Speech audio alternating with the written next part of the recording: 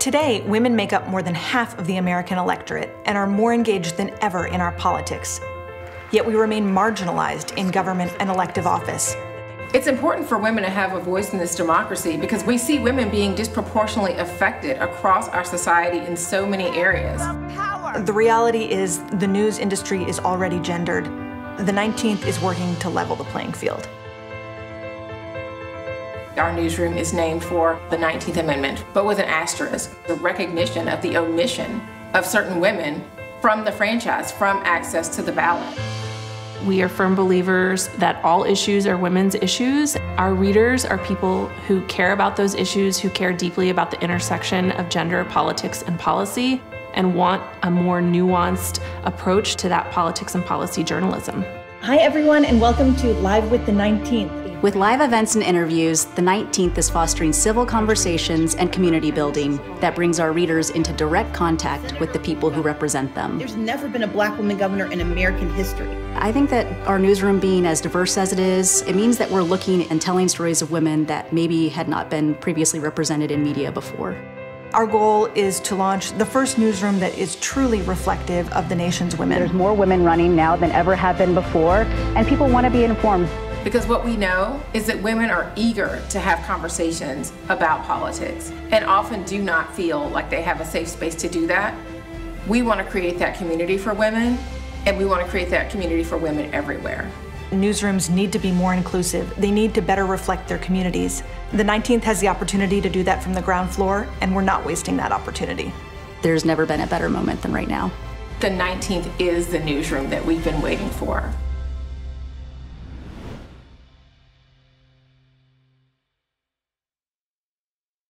Hi everyone, and welcome to day one of The 19th Represents, a week of virtual events aimed at raising the voices of women who are reshaping the American story.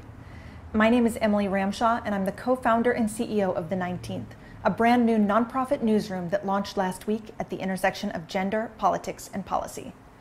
We founded The 19th to shine a light on the unfinished business of the 19th Amendment, which gave some, but not all women, the right to vote a century ago. This week, we'll celebrate that voting rights centennial while reflecting on how far we have left to go. We've got some extraordinary programming in store for you over the next several days, from keynotes with Kamala Harris, Hillary Clinton, Melinda Gates, and Elise Stefanik, to performances featuring the Go-Go's, the New York Philharmonic, and Meryl Streep. Today, we'll be featuring women who smashed the glass ceiling in electoral politics, policy, and the arts. We'll kick off with two incredible keynote conversations. The 19th's co-founder and publisher Amanda Zamora will interview U.S. Senator Cortez Masto of Nevada and U.S. Senator Tammy Duckworth of Illinois, both of whom broke incredible boundaries to be elected to office. Then we're lucky to get a performance from the Go-Go's, the first all-female band that wrote their own songs and played their own instruments to top the Billboard charts. After that, we'll hear from four more women who represent firsts in office, including former New Mexico Governor Susana Martinez, Virginia Delegate Danica Roem, Congresswoman Deb Haaland of New Mexico, and San Francisco Mayor London Breed. Before we begin today's programming, I want to thank the sponsors and philanthropic partners who made this week possible. Goldman Sachs, Intuit, The Impact Seat, the Lenfest Institute, the Philadelphia Inquirer, the Wincoat Foundation, the William and Flora Hewlett Foundation, the Barbara Lee Family Foundation, the Stardust Fund, PEN America, the Heinz Endowments, CVS Health, the Panacea Collective, Aero PR, and Lingua Franca. I also want to let you know that the 19th is a member-supported newsroom, and we can't put on great free programming like this without your support. We hope you'll join us at 19thnews.org. Every $19 helps. With that, I'm thrilled to introduce my colleague and partner Amanda Zamora for today's first keynote conversation with Cortez Masto, who in 2017 made history as the first Latina ever elected to the U.S. Senate. She's also the first woman elected to the Senate from Nevada. Welcome to the 19th Represents. We are so thrilled to have you here today to help us kick off our summit. As Emily mentioned, we are beginning the week with a series of conversations on political firsts. You are the first Latina elected to the U.S. Senate. You are the first woman that Nevada has sent to the U.S. Senate. But I'm actually curious if you could tell us about a first that is meaningful to you, either professionally or personally, that we don't already know about. Well, some do know. So this was important in my family. When we were growing up, education was important for my parents. My mother didn't go to college, she graduated high school. My father did not graduate from college. He went a couple of years, but did not. So education was important in our family. And it was made very clear that my sister and I were going to graduate high school and then go on to college. So we are the first in our family to actually graduate from college, my sister and I. And that was important. I think it was important for us, but it's important for my parents, right, who worked so hard and put us through school and my father worked all the time. The only time he was off on Sunday was home with the family. And so, and I had a mother who worked during the day as well. So I think that was important for them as well as us. And then I was the first to go to law school, to be an attorney in the family. And I think firsts are important. I do believe that in general, don't be afraid of it.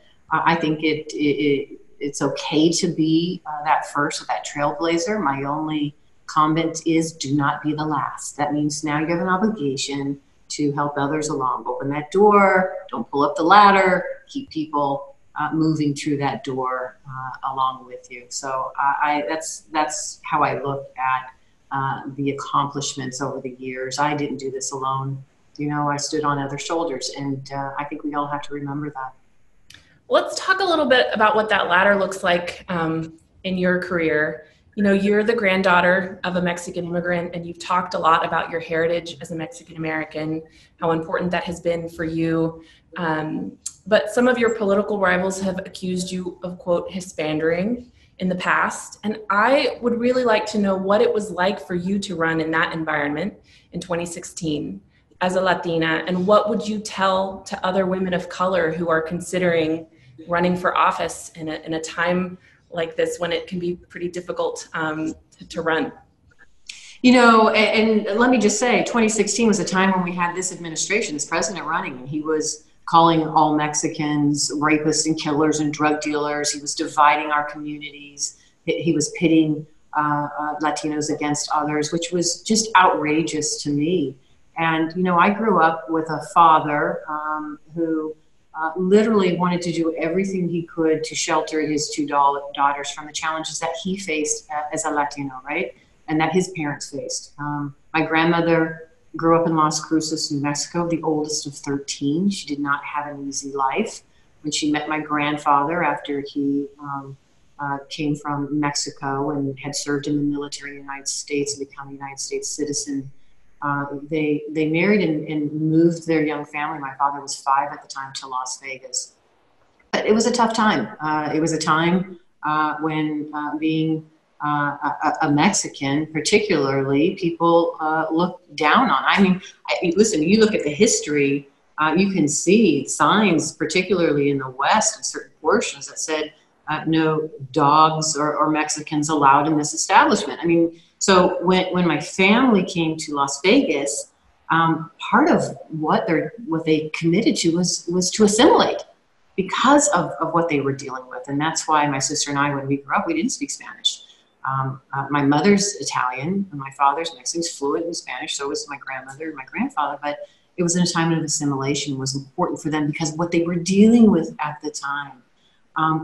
But to me, that doesn't take away from my heritage and who I am. I literally grew up with a Mexican father and grandmother who every weekend, it's tradition in a Mexican family. It's all about family. We go over, my grandmother would be making tortillas and chile rellenos and frijoles, and we would have Sunday meals there, and church was important for us and growing up. And so to me, that's who I was. So whatever anybody's going to say against me is not going to take away what I know, what I grew up with, and who I truly am. And that's what I tell people. You know, unfortunately, there's some hate, not enough love out there. And under this current administration who continues to want to divide us, we see more and more of it. And I just want to tell women in general, be true to who you are. You know who you are. I'm confident in who I am and where I'm from. And nobody's going to take that away from me, no matter how much they want to call me names or or whatever actions that they want to take. And I think that's what that confidence in knowing who you are, particularly for women and young women starting out, I think that's important, and that's what you bring with you, and nobody can take that away from you. All right, Senator, I'd love to hear a little bit more about what practical advice you have for women who might be considering running. We've gotten several questions actually from readers along those lines. Renee Shannon from Santa Monica wanted to know, how can female U.S. senators encourage others to be brave enough to run the highest offices in our land? And adding to that, I'd like to know, why did you decide to take your name out of the running for the VP position? Well, first let me say to Renee, here's the one thing I know as somebody who has worked in giving back in our communities my entire life and then running for office. The one thing women do is question whether they have the ability to run. We always look to say, okay, let's check the box. Do we have the experience? Do I have the background? Am I ready to do it? Do I have the education? Men don't think that way. Men just say, oh, I'm going to jump in. This is a race that I'm interested in. I think I can do it. I'm going to do it. More women have to have confidence in themselves and know if they're thinking about running for office, do it. Do it. You will get the support. There are so many women organizations out there that want to support other women in various positions in government. And I think it is so important. We need to have more women engaged, because when we have more women engaged, particularly in government where policies are formulated and made, we help to inform those policies. And those policies are better informed because they represent then all of us and not some of us. You know, in Nevada right now, we have a majority legislature of women.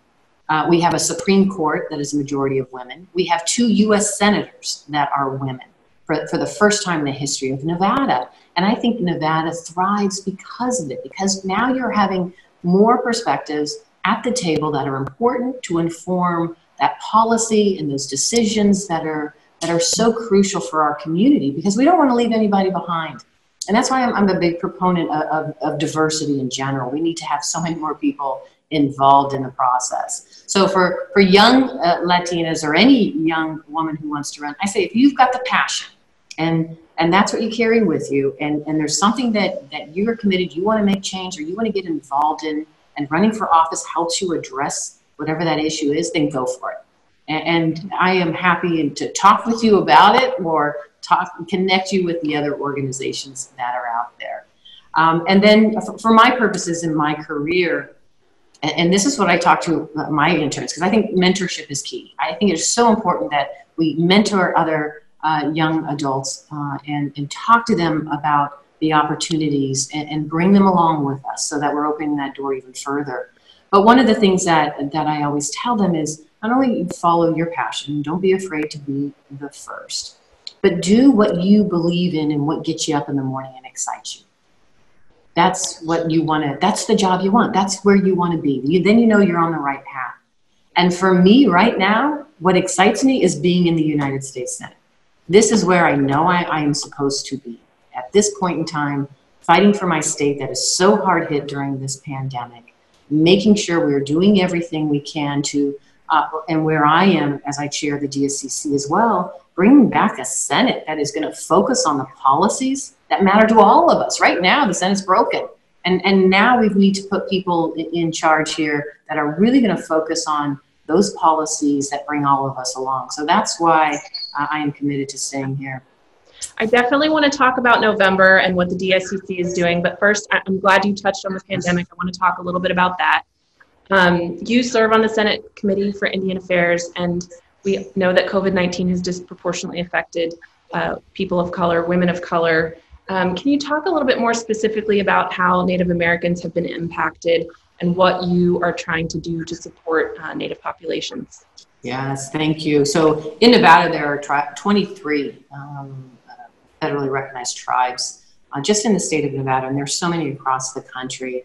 And for me, my work with our tribe started when I was Attorney General, and realizing that the federal government, who has an obligation, not only because they're sovereign nations, but made a commitment from their healthcare to Indian affairs, just to public lands in general, to work with our tribes, has failed, literally failed. And so when I got to the Senate, the first thing I wanted to do, one of the committees I wanted on, was Senate Indian Affairs, so I can address from the federal perspective what still needs to be done. So my fight continues, particularly during this pandemic. We've already seen right now in our tribal communities where the federal government has fallen way short on the areas that I just talked about: healthcare, education, and housing. I mean, there's a number of issues. And so for me, the pandemic has even kind of shined a light on not only that disparity, but now it has created even more of that disparity and lack of healthcare. Geographically, sometimes our tribes are challenged to even get access to healthcare, nutrition, right, food, substance, whatever it is that they need. And so right now, the goal is to get them those resources and that relief. When I'm here fighting for legislation and federal relief to go into our state and local governments, part of that is to go directly to our tribal communities as well, to their tribal governments, so that they can focus on their healthcare needs during a pandemic when many of our tribes have shut down. They're sheltering in place. They've shut down any access to or from some of the tribal communities in Nevada and across this country. And they need PPE. They need access to healthcare. They need the test kits, let alone nutrition and meals that are necessary. So that's where my fight has been with some of my colleagues, to make sure that tribal communities are not left out when we are passing legislation here at a federal level to bring needed relief.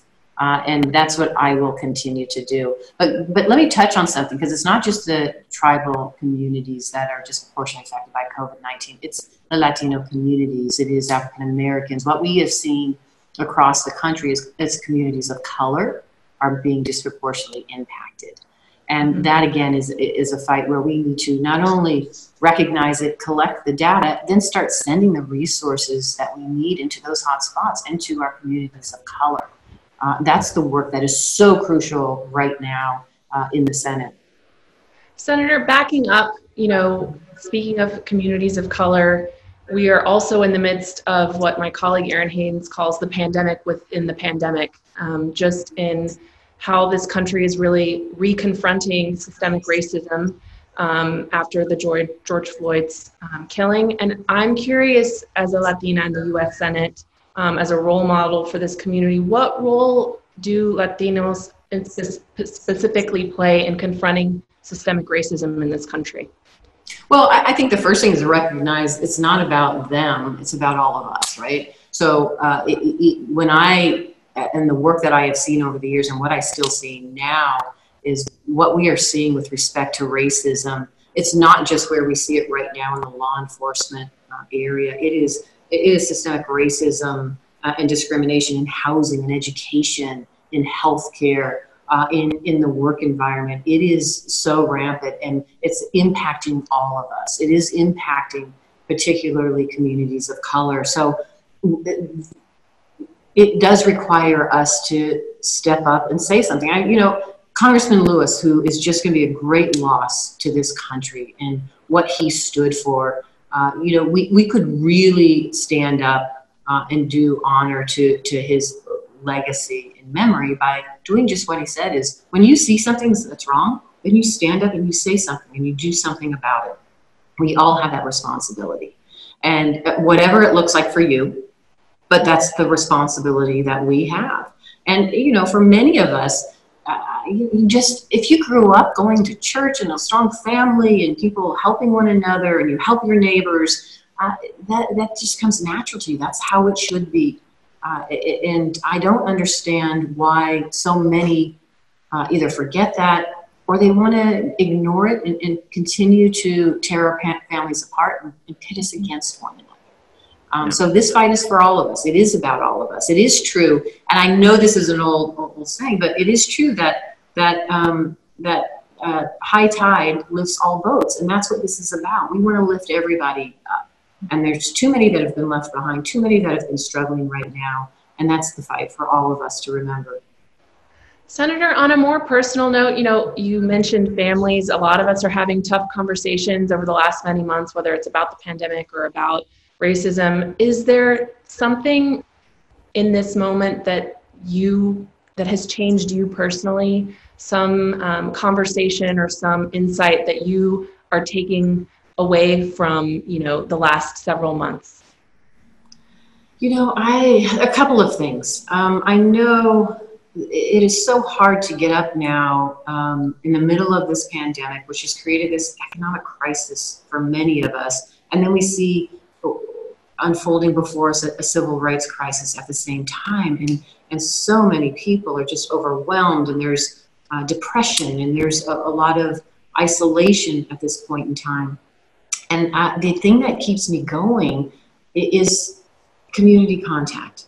And what I mean by that is taking the ability to do something in your community where you're still following the guidelines, you're still social distancing, but you're doing good things, and identifying in your community those that are still helping others. And that's what keeps me going. And that's my kind of takeaway from all of this is, at heart, there are so many of us that are still good and want to do the right thing and help our neighbors. And there's many of us during this pandemic and during this time are doing just that. I mean, people are out protesting Black Lives Matter, right? People are out helping others that are isolated and delivering meals, volunteering their time, delivering meals. There are so many good stories that are out there that people are engaging in. And I think we got to remember that there's still goodness out there. And that, I think, that is going to trump everything else, no pun intended, that we see happening in this country. I have faith that we will get through this because there are so many good human beings still out there that want to do the right thing. Hope so. Let's talk about November. Okay. So let's see. The last time the Democrats controlled the House, the Senate, and the White House was 2009 to 2011 when Obama was still in the White House. Democrats need to pick up at least 4 more seats by my count to take back the Senate in November. My colleague Amanda Becker has been reporting on some of these toss-up races. So those include races being defended by Republican women, Martha McSally in Arizona, who's considered vulnerable to her Democratic challenger, Mark Kelly. Kelly Loeffler, the first Republican woman to represent Georgia in the Senate. She's running in a special election to keep her seat. There's Joni Ernst in Iowa, the first woman to represent her state in the Senate. And then, of course, there's Susan Collins in Maine, who's running for a 5th term in one of the most expensive races that state has seen. So, as chair of the Democratic Senatorial Campaign Committee, what is your plan to pick up those seats? So we are actually on our pathway to flipping the Senate. And let me just jump back because people need to understand why this was important. This is what I talked about. We need to put people in positions that are going to move issues forward for this country. In the United States Senate, when your party is in control, or whatever party is in control, they control the agenda for the Senate. That means they control what goes onto the floor of the Senate. What has happened in the last 3 years that I've been here is under the current leadership under Mitch McConnell. Nothing's moved unless you're trying to put federal judges on the bench. That's it. Nothing has happened. So that was my commitment. Let's get back to a time when we can debate issues on the floor of the Senate. We all come together with different perspectives. We debate it, we find compromise, and we move issues that are important for all of us. So that was my commitment, and that's why I am chairing the DSCC. So we are on our pathway to flipping the Senate to put the Democrats in control so that we can move forward on all of these issues. We have to hold 12 seats where we have some of our Democrats, Senate colleagues that are up. And then we have to flip those states, a number of states, like you said. We are actually have the ability to flip more than 4 states to take back the Senate. What is exciting for me is when we were talking to individuals that were interested in running for the Senate, we were looking at a diverse group of individuals, from women to people of color as well. And that's why I am excited about where we are and what I see in the candidates in those races. You talked about Maine, where we have Sarah Gideon running. Arizona, you have Mark Kelly. We have Iowa. We have Teresa Greenfield running. In Georgia, there's actually 2 seats. We have John Ossoff and Reverend Warnock running, Raphael Warnock. I mean, there's some really diverse folks that have taken that mantle and said, no, this is important for me now. And we're going to make it happen. They fit their states. They are working hard. They've outraised their Senate candidates that they're running against, the Republican candidates they're running against. And most importantly, they're talking to their constituents about the issues that matter to them right now. And I will tell you, Amanda, still the number one issue is healthcare. And when you're in the middle of a healthcare pandemic, it sure is going to be at the forefront of what every family is concerned about. Access to healthcare, coverage, reasonable healthcare, coverage for pre-existing conditions. What are you going to do to make sure that we are all safe? That's still the number one issue. And unfortunately, it is something that some of my colleagues here in the Senate have been trying to repeal and take away. And so people are paying attention to that. Another issue that Democrats have been gridlocked on in this administration is obviously immigration. That was an important issue when you were campaigning in 2016, and it's safe to say the administration has gone in the opposite direction. What would Democrats be ready to do first thing on immigration if they were able to sweep the House, the Senate, and the White House in November? Yeah, so this is great. As we take back the majority, we're going to follow through on really our promises to the country when it comes to healthcare, when it comes to addressing the economy, and then when it comes to making sure nobody's left behind. We made, I think many of us, and there's still bipartisan support for this, is how do we make sure that dreamers and their families can stay here, follow the rules, make sure that we put them on a pathway to citizenship. They may not go to the front of the line, but we put them on that pathway, and we look at a way to address our broken immigration system. It's the only way that we know that we can address what we see right now that is wrong, where too many people are being left out. But let me just say this as well. If we are to address this broken immigration system, which I think is a priority and should be for us, it's a win for our economy as well. We know the data, we have seen the impact that immigrants have had in this country and the positive impact that we've seen that they contribute to the economy. And I say there's bipartisan support for this because when I'm in my state, Nevada, and I'm talking to so many people across my state, from Democrats to Republicans, there's support to address the immigration issue. There's support for families that they know that have been here, that have contributing, that have been working hard, that have been paying taxes. They're not criminals. They're not depressing wages. There's no data to show that. But we've got to finally do the right thing here. And that's why there is bipartisan support for it. Another couple on the election, Latinx voters have gone for Democratic candidates in the last 3 presidential elections, but their turnout rates still lag other groups. And so I have 2 questions for you. What are Democrats doing to get more Latinos to turn out to vote, particularly in a pandemic in the midst where there's so many questions about safety and health? And then the second is, what are Democrats doing to appeal to Latinos who are still inclined to vote for Trump because of their stance on abortion, even as they have a Catholic candidate on the Democratic ticket? So a couple of things. First, the Latino vote has increased cycle over cycle for election, which is good. Good for this country, quite honestly. And that's one of the reasons why I'm here in Nevada. 1/3 of the population are Latinos, and they came out to vote and they supported me. But what we need to do, that's along with any family, is any voter to get the Latino vote. You got to show up. You got to get into the community. You got to talk about the issues that matter to them. And you will find that many are not just single issue voters. The Latino families that I know, yes, they are religious, and many are Catholics, but they also care about their children and an education and good jobs and wages and a clean environment, so that they have clean water and clean air. There are many issues, just like any other family, and healthcare and access to healthcare. These are similar issues, but we've got to take the time to show up and talk on a regular basis. You don't show up a month out before the election and say, I'm asking for your vote. This is an engagement that happens all the time, and that's why I have done it in Nevada, and that's why the DSCC and we are doing it now. It just requires that engagement and that discussion. And then you talk about the issues that matter to them. and let them know what you're going to fight for on their behalf.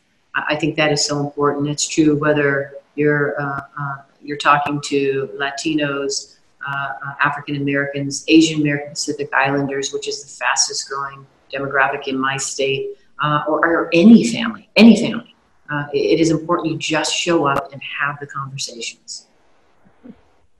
We're gonna end with one question from a reader, Kathleen Livingston from Jasper, and she asked about the pandemic and the opportunities that can arise in a crisis. She says, after women took up previously male-dominated jobs during World War II, they refused to give up many of those jobs after the war, permanently shifting the demographics of our country's workforce. So her question is, how do you think women can turn the many consequences of this pandemic into permanent positive change for gender equity in the future that we want to see? Yeah, I think we already are. I think part of this pandemic, which we need to recognize and take advantage of, is really when we are looking to, say, for instance, pass legislation at the federal level to bring so much economic relief into our communities, we should be looking at long-term structural changes as well. We should be looking at long-term benefits and how we address the disparity that we just heard, right? From childcare to wages, to making sure that women have the ability to work and stay at a job and not concerned about their children and the cost of that childcare, or paid family leave, have the ability to stay home and take care of a loved one and not be concerned as a woman that you're going to lose your job. And then just in general, as we're looking at lifting and improving our economy, it means lifting up everybody else so that their wages, they have livable wages. And that means that parity when it comes to wages. And it means parity in healthcare, right? There was a time when being a woman cost you more in healthcare than it did to be a man. Thank you to the Affordable Care Act that addressed it. We don't need to go backwards and repeal that. We need to make sure we continue on the policies that improve and make sure women are treated equally as men in all of these areas. That's why the work that we're doing is so important with these stimulus packages. That's why you see this fight on when we're talking about putting the stimulus money into our communities. It should be long-term. It should be structural changes long-term so that we're having that positive impact. Let me finally say one other thing. What I have seen and I have been fighting for in our communities is telehealth and telemedicine. Well, now we see the benefits of that when we're asking everybody to shelter in place, not only telehealth and telemedicine, but education as well, right? So we need to now make sure that all of our communities have broadband so nobody's left behind. And so that's part of this. When I say long-term structural changes, there's some benefits to it. Because if we get this right, we bring broadband to every community, we can continue that telehealth and that telemedicine or e-education that is so necessary for many of our communities now, even without the pandemic. That's the smart way of thinking long-term, and that's what we should be doing. Yeah. Well, Senator, lots of work left to do, clearly. We are just so grateful that you took the time to be with us here as we're kicking off this summit and our news platform to really examine political firsts, including yours. Thank you so much for being here. Oh man, thank you so much. Good luck, and I'm very excited. I'm very excited with the 19th, and I'll be watching. We are too. Thank you, Senator. Take care. Thank you to Amanda and to Senator Cortez Masto for kicking us off with that first conversation. Now we're pleased to present this conversation with Senator Tammy Duckworth, an Iraq War veteran and Purple Heart recipient who was among the first women in the Army to fly combat missions during Operation Iraqi Freedom. She's also the first Thai American woman elected to Congress, the first woman with a disability elected to Congress, and the first senator to give birth while in office. Senator, welcome to the 19th Represents. I would love if we could maybe start this conversation with another introduction. We just heard Emily introduce you, but we have another special guest with us today that I would love to meet, for our viewers to meet. Hi, yes, this is Miley Pearl, my youngest daughter. She's 2.5. Hi. Hi. Hi. Yeah, she's saying hi. So, yes, my mom usually helped me take care of her, but she's at physical therapy this morning. So I've got both girls by myself. I'm sorry. but working mom, working from home. That's exactly right. That's how it is, and we appreciate you both of you making the time today. We know that you've got a lot going on. No worries. She put on lipstick for the occasion, though. Looks great. So we're continuing a day of conversations on political firsts, including yours. You are known for breaking ground as the first Thai American elected to Congress, the first woman with a disability to be elected to Congress, and the first senator to give birth while in office. But I'd actually like to start with a question that I also asked your colleague, Senator Cortez Masto, which is if you would mind telling us about a first in your life, either professional or personal, that is meaningful to you that we might not already know about you. I mean, at a critical point in my career, I was the first female and I think first non-white maybe commander of my Army helicopter unit, the the Mad Dogs based out of Chicago. So that sounds like an incredible accomplishment. You are well known for your public service. And before we get into sort of the public service aspect of things and the moment that we're in now, I actually want to go back a little bit further, if you don't mind. Would you be talking about your dreams? It kind of seems fitting with your daughter here. If you could talk about things that you had as a child or as a young woman, if you saw yourself, looking ahead at this point in your life to be here, what were your dreams then? What are your dreams now? And do they include serving as vice president? Well, I never thought I would be a United States Senator. My dream as a child, I never thought I would be a helicopter pilot. My dream as a child was to join the Foreign Service. I grew up following my dad, who was, he first went over to Southeast Asia as a soldier, and then he served as a Department of the Army civilian for a number of years in Thailand when I was born.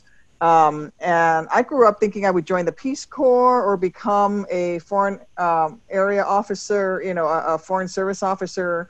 I think from the time I was about 9 or 10, I wanted to be an ambassador. So that was my dream growing up. And I was actually on track pursuing that dream when I was pursuing my PhD and decided that, maybe going with the Army could be part of that dream, and here I am. All right, so I would love to talk a little bit more about your military experience. You are a veteran and a war hero. You earned a Purple Heart after being injured in an RPG attack in Iraq in 2004, but your service with the Army began long before then, long before 9/11. So as someone who has served your country in such significant change, I'd love to hear a little bit more about how you saw 9/11 shape the trajectory of our country and how that compares to the moment that we're living in now.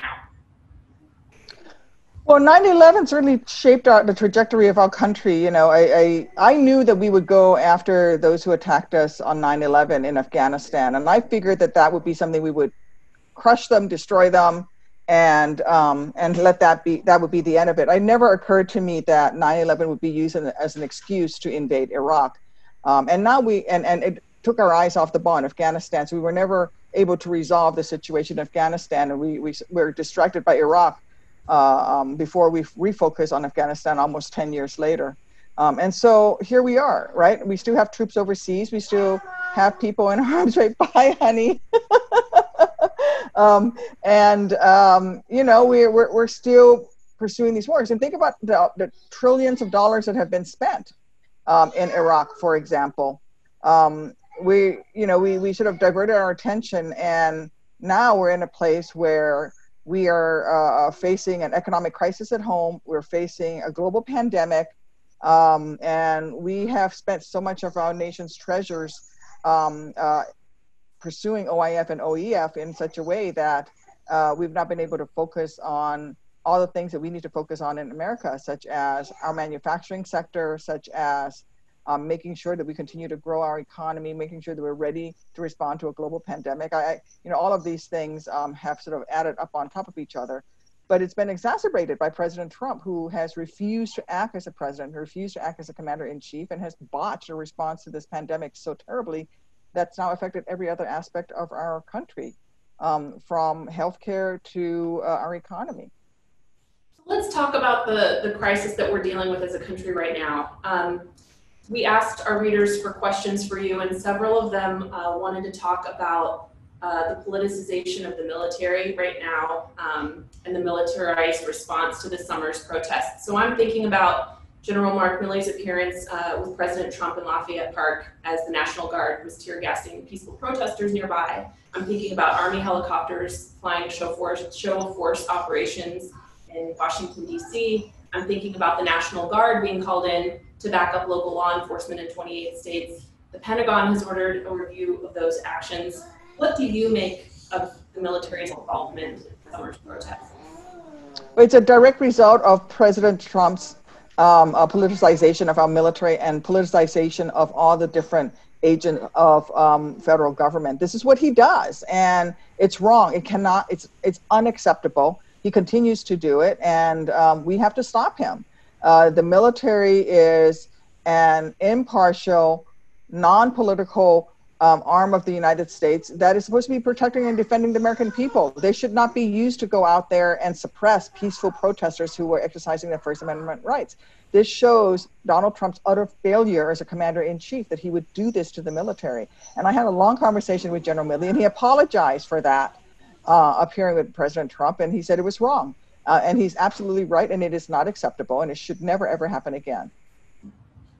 You've also been vocal in the wake of George Floyd protests on the need for national dialogue on national monuments, and you've been attacked in America for doing so. How would you define patriotism? You know, patriotism comes in many ways, but I think one of the most patriotic things we can do, this is Abigail, my 5-year-old. One of the most patriotic things you can do is to speak your minds. That's how we became a nation, right? It was peaceful protesters dumping tea in the Boston Harbor against taxation without representation. And the most American thing that you can do is to speak your mind and stand up to those in power and make them listen to the will of the people. And frankly, I think it's absolutely wrong that this president wants to stop people from peacefully demonstrating and expressing their personal opinions. I have to ask too, just about the pandemic on a personal level. You know, seeing you here with your daughters, so many mothers are relating to you being on this Zoom call with me right now with your kids and balancing working and taking care of your family, keeping your family safe. Can you talk about how this pandemic has changed you as a person, as a mother, as a public servant? Yeah, you know, I always knew as a working mom that working families had challenges, and I certainly dealt with them after I gave birth to Abigail and then Miley. But frankly, this pandemic shows how stretched thin people are. I mean, look at me right now, right? I'm home. My one person that helps me take care of the kids, my mother, had to have knee replacement surgery, so she's in therapy. I'm like so many Gen X moms out there, barely holding it together. I'm supposed to be homeschooling Abigail right now. In the morning is when I'm supposed to homeschool her. You know, I can't go shut myself up in an office space and just do all my Zoom calls uninterrupted because I have to be here watching my 2 girls. And this is the chaos of life. But you know what? I am so privileged. I get to work from home. I get to do this and have this talk with you from home, as disrupted as it is. But think about the mom who's working 2 jobs at McDonald's and somewhere else trying to make ends meet, or the single parent trying to hold it all together. It really has, you know, I fought for family leave. I fought for childcare. I fought for universal pre-K, but this has made it so clear to me how badly we need it in this country, because I live this reality every single day. With all the privileges of being a United States Senator, it's still a struggle. And so just imagine with all of those other working families where maybe one parent has been laid off, they don't know if they're going to make ends meet and if they're going to be able to pay the rent next month or put food on the table. And so when I go into these negotiations, it's with these very real considerations on my mind. Right. Well, I was going to ask you a little bit about paid leave, but I'll back up a step and also ask you about school in particular. I was going to say turning to the fall, but for many, it's a week and 2 weeks away.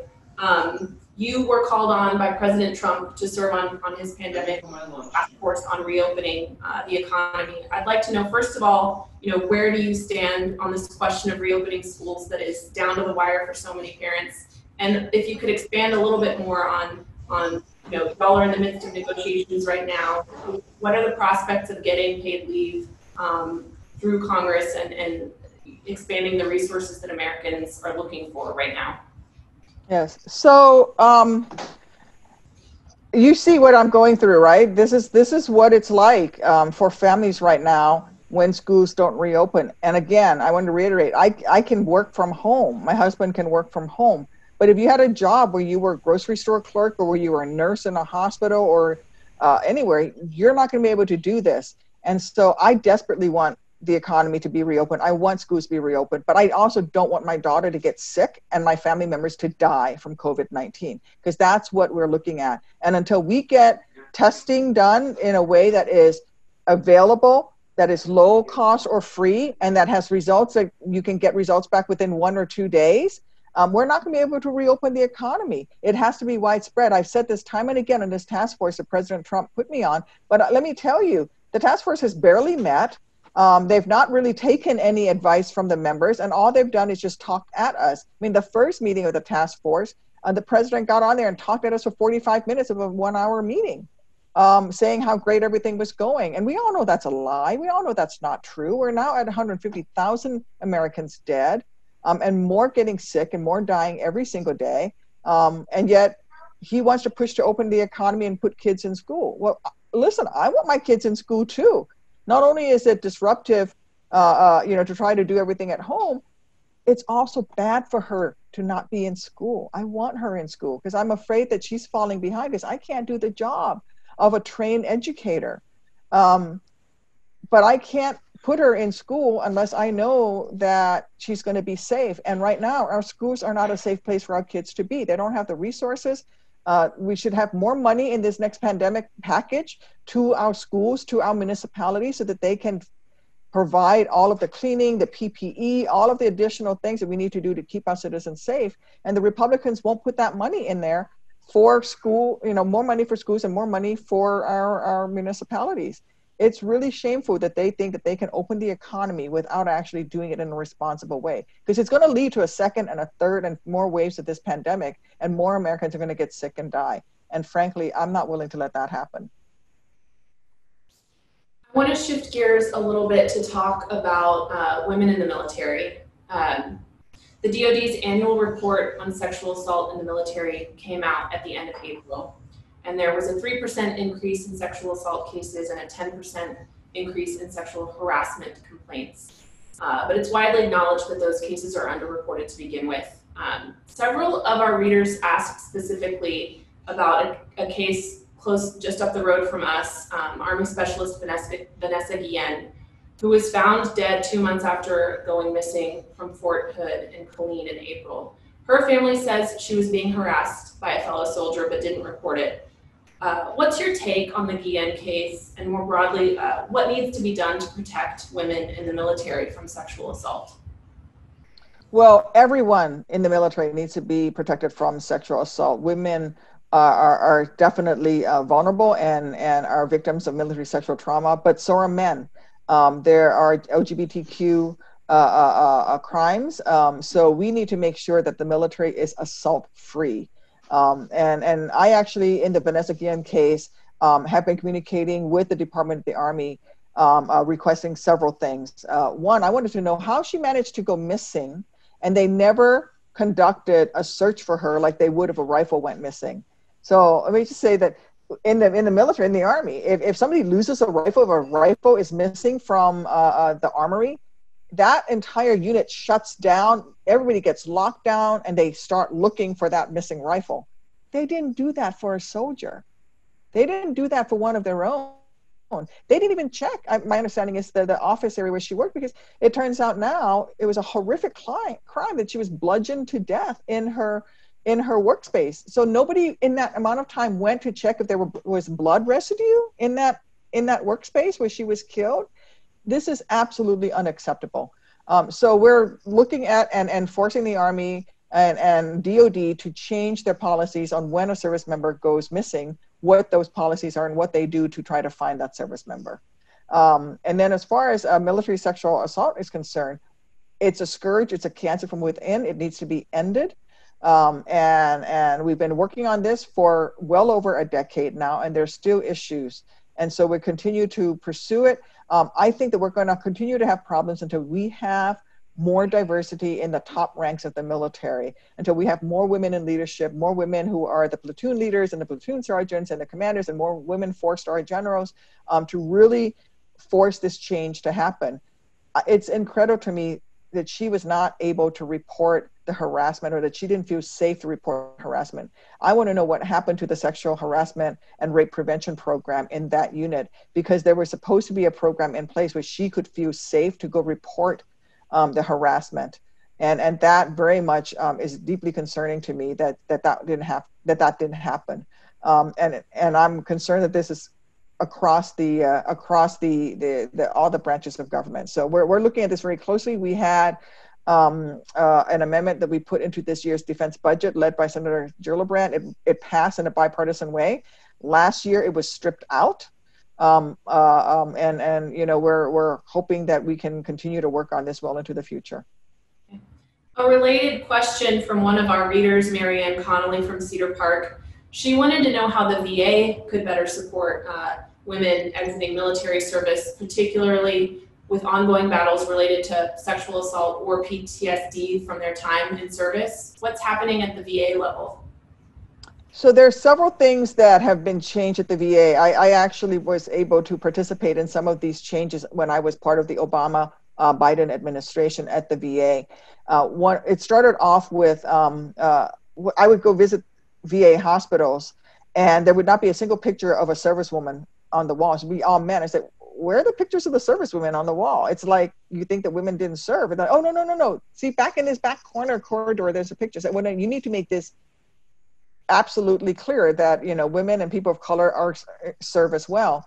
And then we had to look at how the women's health clinics were being set up, because oftentimes women who were going to the women's health clinic who needed, help with military sexual trauma after effects, with mental health counseling, a regular OBGYN exam, were having to wait in the common areas with all the men, and they didn't feel comfortable.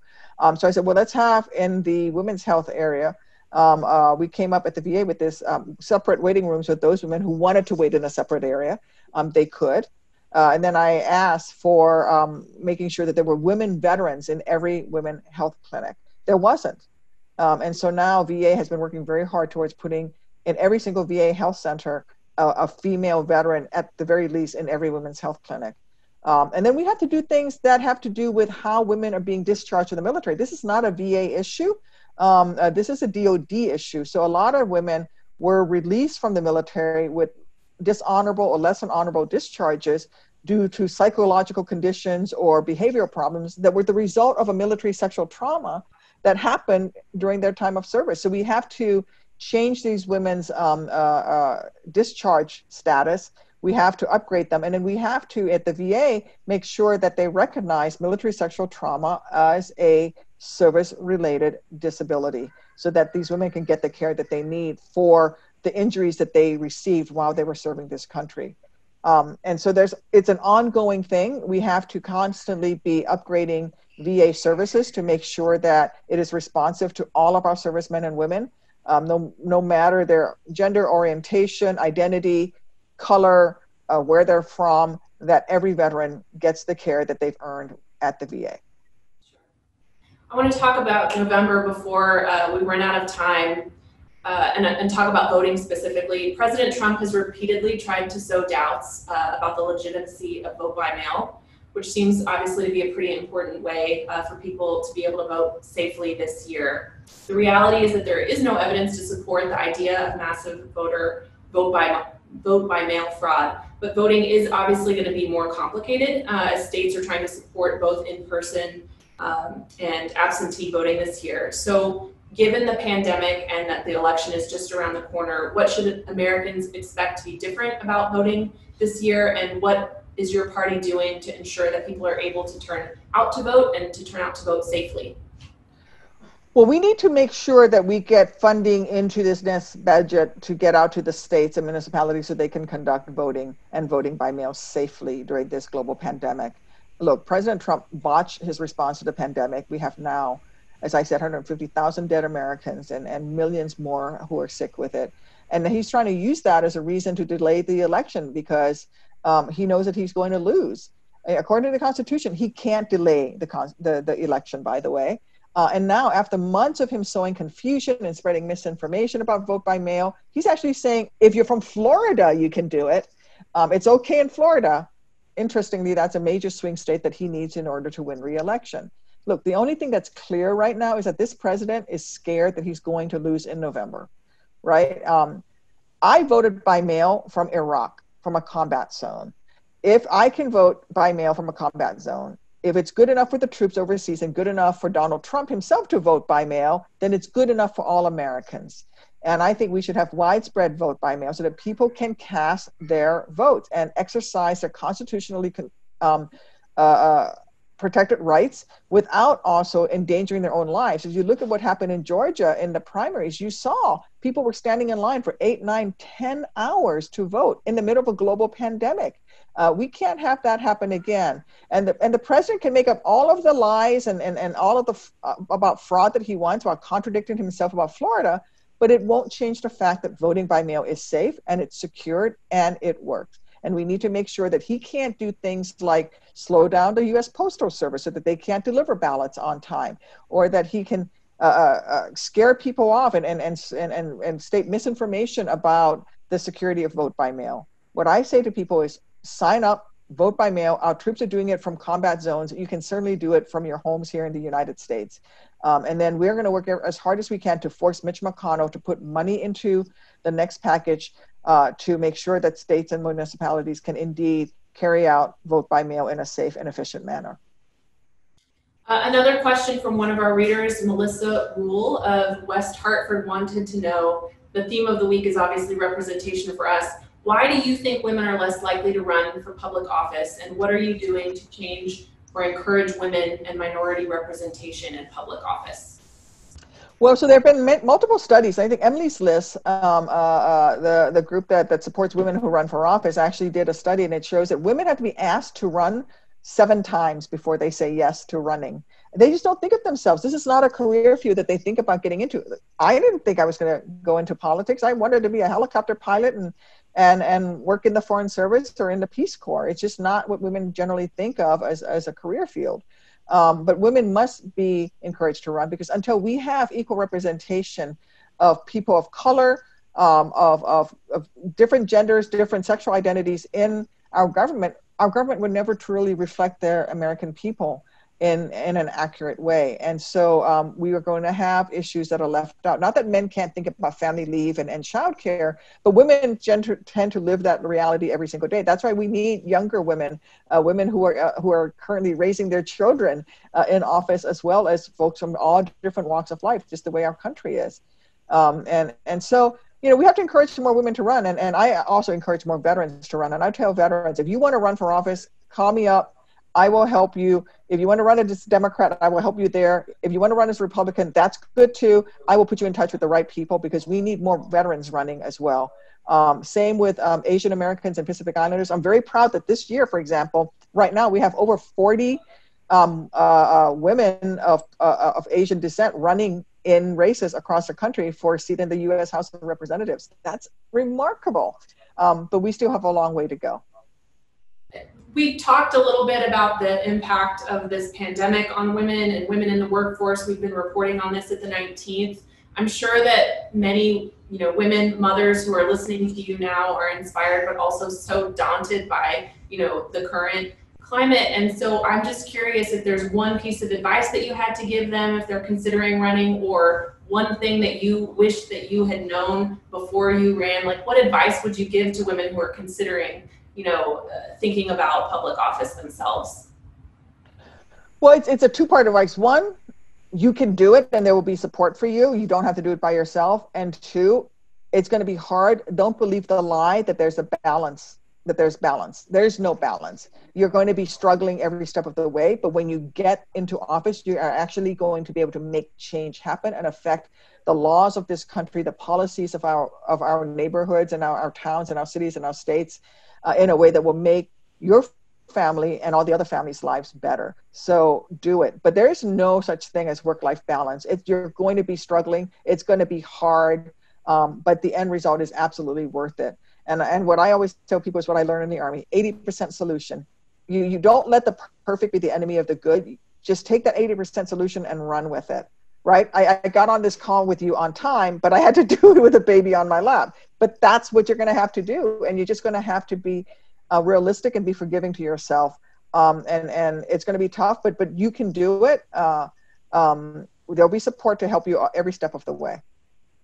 Well, Senator, we have time for one more question, and I would be remiss if I didn't go back to the beginning of our conversation and just give you one more chance. We were talking about dreams at the beginning of this call, and your dreams specifically, and I just wonder if you have anything to say about why you would want or should be the next vice president. You know, Vice President Biden is going to make that decision, and I'm going to let him make that decision on his own. Any one of the women that have been mentioned in the media are well qualified. It's a fantastic thing to say about the Democratic Party that there are that many of us, women of color, women of all different backgrounds, who can actually step up and be vice president of the United States. That says a lot about the large umbrella that the Democratic Party is. And I'm just Team Biden all the way. I just want to get him elected because my overall guiding principle my entire adult life has been to protect and defend my country. And right now, my country is hurting. Americans are hurting. We need our wounds bound. We need to come back together as a nation. We need a leader with grit, with tenacity, with perseverance, with empathy, who understands those working families that may not be able to literally put food on the table tonight. And Joe Biden is that man. And he's going to be that president who's going to lead us out of the pandemic crisis, out of the economic crisis, out of the global national security crisis that we are in.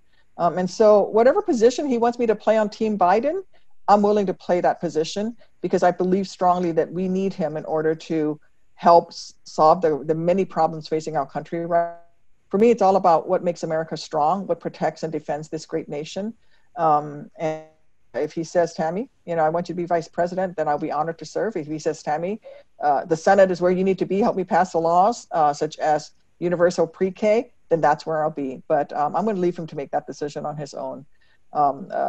It's a tough one, but he knows what he's doing, and I trust in him. Well, Senator, thank you so much. You've got a lot of work going on in the Senate and at home, and obviously we are incredibly grateful that you were able to join us for the kickoff of our 19th Represent Summit. Thanks so much for being with us here today. Thank you.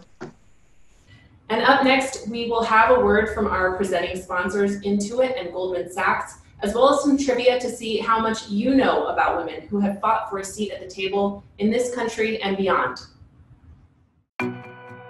It is a little difficult to navigate as a woman in business, and I think the best way to get through it is just to be aware of the differences and be yourself. For me, how I found how to navigate through that is I just had to be more confident in myself and be more confident in my accolades. It's a very enriching thing to be connected with other women in business. Just hearing other women's stories really just made it more achievable.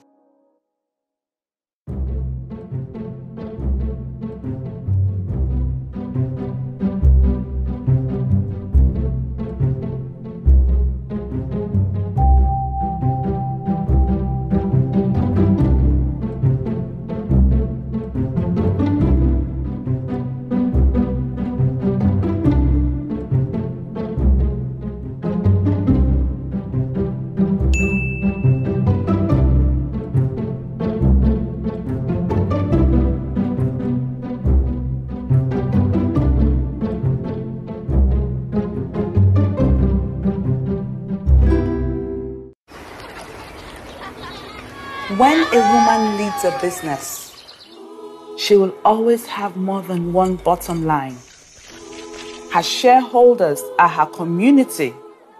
Her success is measured not only by dividends and profits, but by the path she creates for others to follow. Being a part of the 10,000 Women program has made me daring.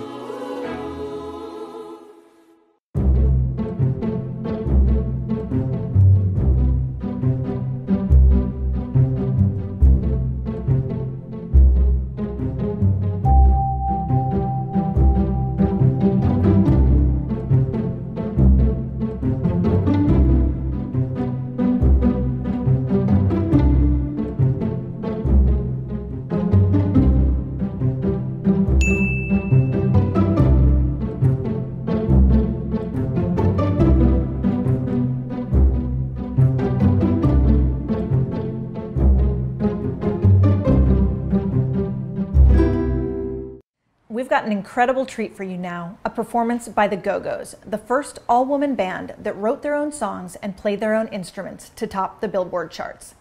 The Go-Go's are the subject of a new documentary that premiered at the Sundance Film Festival and was released on Showtime earlier this month. Belinda Carlisle, Jane Weedlin, Charlotte Caffey, Gina Schock, and Kathy Valentine will be performing their first new single released in 20 years, Club Zero.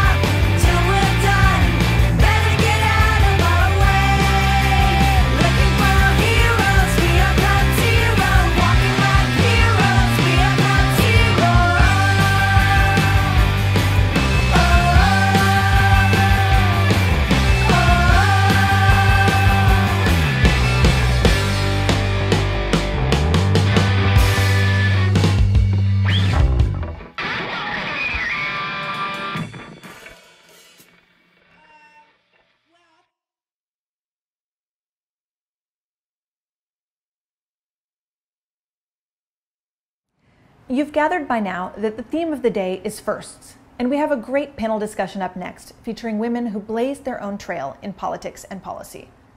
The 19th's editor-in-chief, Andrea Valdez, will moderate this conversation with former New Mexico Governor Susana Martinez, the first female governor of New Mexico and the first Hispanic female governor in the country, Virginia delegate Danica Roem, the first openly transgender person elected by the Virginia General Assembly and the first state legislator in the nation to be elected and serve while openly transgender, Congresswoman Deb Haaland of New Mexico, one of the first 2 Native American women in Congress, and San Francisco Mayor London Breed, the first Black woman elected mayor of San Francisco. Thank you, Emily. Hi, so I'm so happy that you guys are all here with me. I really appreciate you taking the time to speak with us at the 19th for our summit. So as you know, we're talking about being a trailblazer and being the first. So I thought that I would actually start with a question to you all, and I would hope that each one of you would speak to it a little bit. The question I have is, when you're the first at something, it's wonderful, it's humbling, it's something to be proud of. But oftentimes when you're the first, there's the tension of, yes, I'm proud, yes, this is the moment, and I'm happy to be representative of this, but also, why is this just now happening? And so I'm curious to know from each one of you, is that a feeling that you've had in your particular position in being the first? And Governor Martinez, we can start with you. You're the first female governor of New Mexico and the first Latina governor of New Mexico. And so I'm curious to hear from you just what that feels like and what that means to you. Well, it certainly is an enormous honor to be the first female governor of New Mexico and the first Latina in the United States. However, with it comes an enormous responsibility. Yes. With that comes an enormous responsibility. And with that responsibility is due to, little girls are always watching women. And I think as any grown up, really, just to see how far they can go, that their dreams can come true. But not only is it an honor to be first Latina, it's also an honor to be a governor of a great state of New Mexico. I am the governor, or was the governor, of all of the people of this great state. And so, but I've heard little girls in the grocery store, I did my own grocery shopping, and they'd whisper around and say, "Is that Susana? Is that Susana?" And they were little girls. They were like 7 or 8 years old. And I'm thinking, why do they know who I am? They're young little girls, and they'd come up and we do selfies.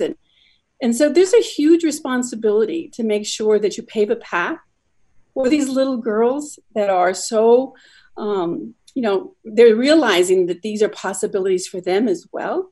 And so I tried to do as much as I could with little ones and letting them see that the glass ceiling has been broken. But I often did say to many reporters who asked me, what do you think about the timing? And I said, it should have happened a long time ago. It shouldn't have waited until 2010 for me to get elected and take office in 2011. Right.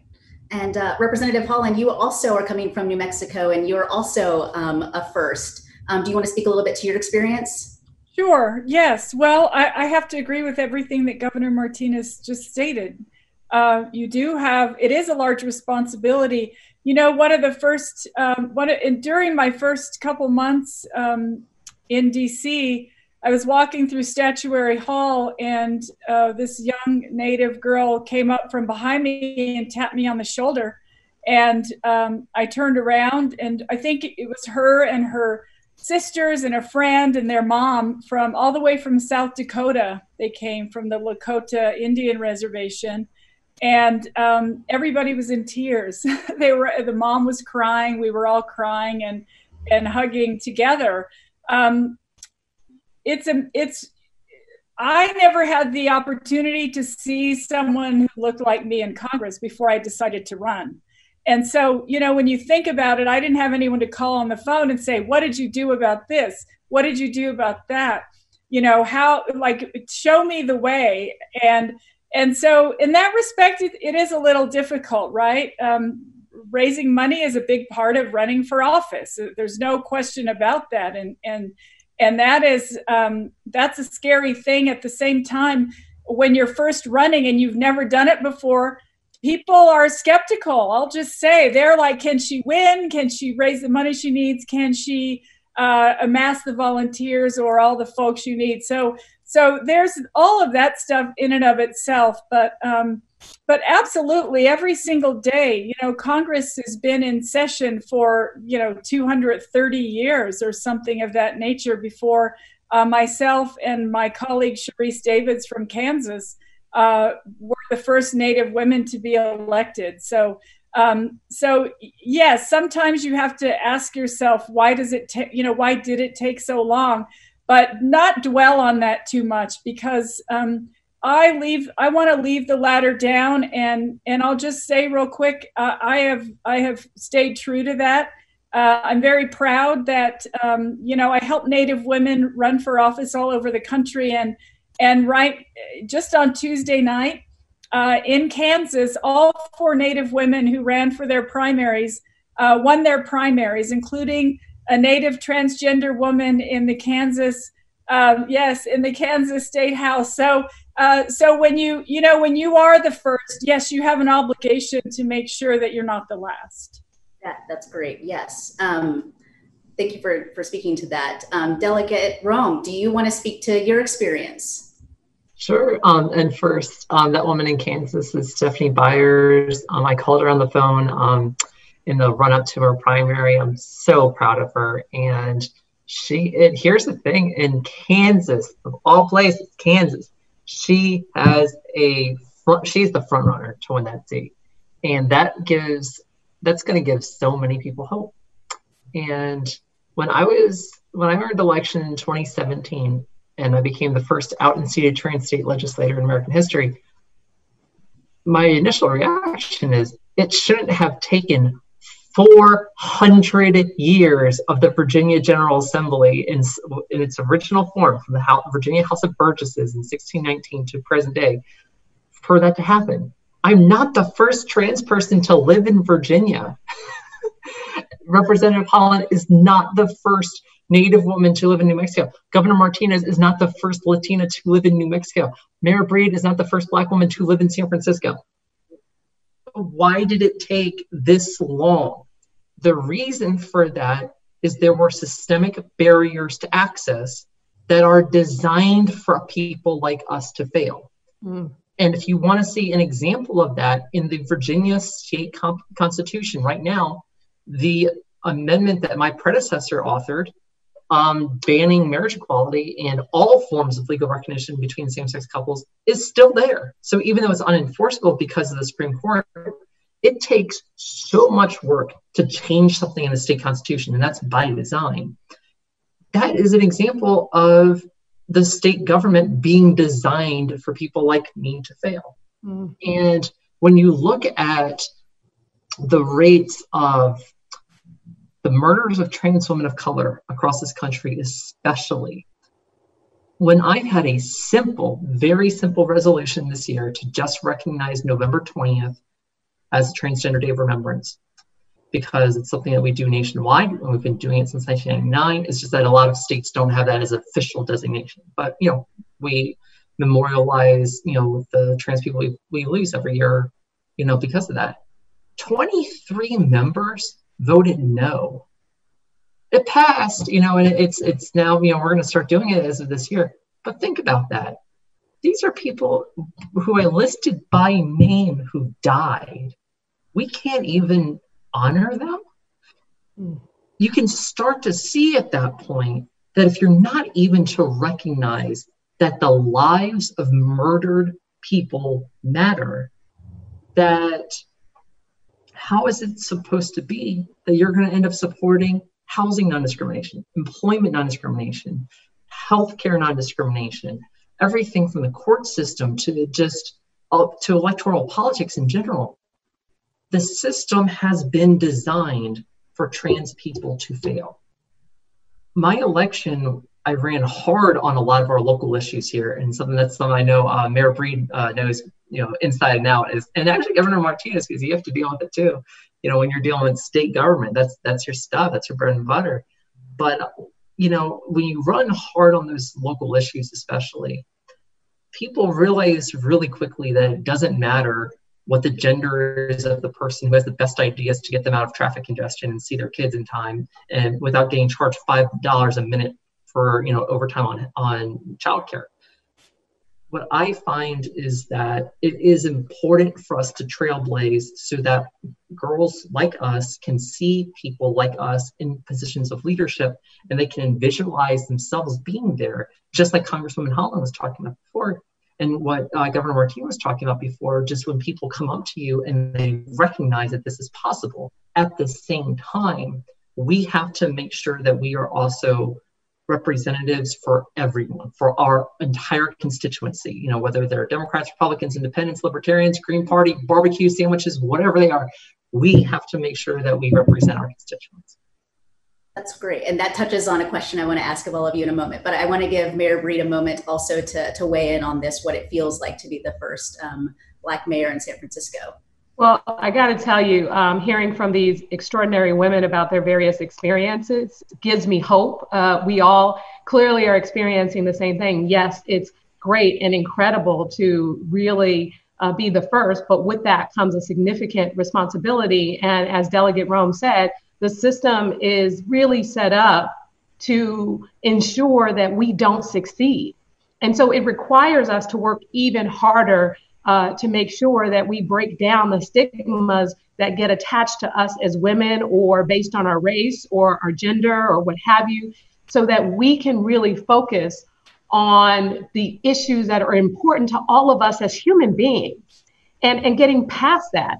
And what I also really appreciated about this moment in time is seeing so many women elected to Congress, so many women mayors all over the country. Like, it feels like the momentum for women to be in the places of power where we are really deciding that we are going to make decisions for ourselves. We're going to make decisions about what matters to us. And we're also going to work for the common good of all the people that we represent. I think that's really why it's so important that women are in these positions. I just want to tell a quick story about a young boy who pulled on his mom when I met a bunch of young kids and said, "Mommy, mommy, mommy, can boys be mayor too?" And really, when I heard that, I lost it. I just was so excited because what that says is, you have really this generation of young people growing up, and it's now normal to see women in elected office, especially in the positions that we hold. And so I think that's incredible. And it is an honor, but it also has a significant responsibility to really change things as we know it, to ensure, as our Congresswoman Haaland said, that we are not the last one in these positions. Yeah, that's great. And in fact, a few of you touched on this, a question that I wanted to ask of all of you. But it is, how much tension is there, if it exists, between trying to represent for the community from which you come, and that, honors kind of the community you grew up in, maybe, versus the constituency at large? Is that something that you find does come in tension? Or I know that you guys are all representing your communities at large, but you also are a symbol for something from the community from which you were raised in. And I am curious to know how much that you bring that to the table with you in your legislating and policy making. And we can start with, let's go back to Mayor Breed, because you were starting to touch a little bit on that. Yeah, well, I grew up in poverty in this city, and I grew up in public housing where I was raised by my grandmother. So the experience that I had growing up still exists for so many African Americans and people in general who are living in poverty in wealthy San Francisco. So I think, yes, on the one end, there are people who are cheering for me in the African American community, but they expect me to make significant changes, which I'm definitely focused on, and which I have done. I mean, I didn't just make plans to transfer police funding to the African American community because I'm Black. I looked at the data and what is happening to the African American community in San Francisco. Over 47% of the homeless population, over almost 50% of the high school dropouts. When we look at some of the challenges that exist in the Black community, we can't say, well, yeah, they're less than 6% of the population of San Francisco, and we're going to make sure that the African American population gets dollars. No, because they're overrepresented in categories where we are investing dollars, but the changes aren't happening. So it can't be just about being African American. It has to be, of course, about looking at the disparities that exist in a particular population and making good decisions like you would for any population in San Francisco. I grew up here, and this city is important to me, and I am doing my very best to make sure that we are addressing the challenges that exist in a fair and equitable way. It just so happens that, sadly, even when you look at, our trans sisters, they are dealing with some of the worst discrimination, people of color, in particular African Americans, in terms of homelessness and another number of disproportionate challenges. So for me, it's really about making sure that we are doing more and doing something different, because the policies that have existed, the investments that have been made, they have not worked. So it's not okay to continue to do the same thing. We need to make real changes, and that requires being courageous and putting forth policies and financial decisions that are going to make real changes. So it's challenging because yes, you know, the African American community expects a lot, and then they're like, you know, like it's like family. You're not doing enough, but you're doing a lot. And you know, the other part is, well, she's doing this because she's African American, and others are frustrated because they are not maybe getting what they deserve. But the fact is, we are a really great city and equitably distributing resources in a way that is hopefully going to make a difference for people. And that's really been my focus. And that's interesting. You talked about the percentage of population. I mean, Governor Martinez, you know, New Mexico has a significant Latino population. So I'm curious to know just how that influences you in this particular question. You know, I view myself first and foremost as an American. I'm an American who happens to be a woman who happens to be Latina. And in New Mexico, we have about approximately 45% Latinos that live here in the state. We are the only minority majority state in the country. But as governor, I viewed myself as representing all the people, rich, poor, people of color, women, men, trans, everyone who lives within this state, I represent as a state governor. And so I always believe that policy decisions that were data-driven, that were driven by evidence. My background is being a prosecutor and a lawyer, and therefore I always made decisions based on the evidence that was presented in front of me. And as proud as I am of my culture, and as proud as I am of a woman, and being the first to be elected governor of this great state of New Mexico, it's the policies that change lives, the lives of all people, for hopefully the improvements, and improves their lives and those of their children. And so I always wanted to put forth my thinking, my ideas, my policies forward, and let people decide, of all color, of whatever gender you are, to decide whether or not they viewed me to be the one to be the governor of this great state. And so I'm as proud as I am of my culture, parents who said, you're going to get where you're going to go in the future by hard work and commitment. You're not going to be handed anything. And you may not have someone that is an example for you to follow. So you decide what you want to do. You decide how hard you're going to work and what you're going to put into this. And at that time, I dreamt really big. I wanted to go and be a problem solver for folks in my high school. I mean, I was, student body president, and then I went on to law school, and I was a president of, second year class. And then I went on to be the elected district attorney for 4 terms. And it was what I did and the results I produced that either spoke to the people for my next election or didn't, or got me elected were the ideas of my policy or didn't. I never wanted to be elected because I was a woman or because I was Latina. I happened to be a woman and Latina, of which I'm very proud of. But I wanted my ideas and my thinking and my brain to be the one that was bringing people together and bringing those great ideas forward. It was a long time overdue. It's sad that we're only celebrating the 100th anniversary of the 19th Amendment, because it was long overdue that we should have been voting and being a part of the ideas and being a part of bringing people together. This should have taken place centuries ago. However, we are who we are, and we have to celebrate who we are. We also have to remember that we have a very diverse community, very diverse state and country. And then when we are elected, that we are elected to actually serve them as public servants. We don't serve ourselves. We actually serve the people that are in our entire state or community or city or the country. And of that, I am extremely proud of. Representative Haaland, I'm curious to know what you think about this. Thank you so much. So, being the first Native American woman, tribes are unique in the fact that they're sovereign governments. And so they're not like, other constituents, so to speak. There are 574 federally recognized tribes in the country, and each of them are sovereign nations. And so the relationship between the federal government and Indian tribes It's a government-to-government relationship, and the United States has a trust responsibility to tribes.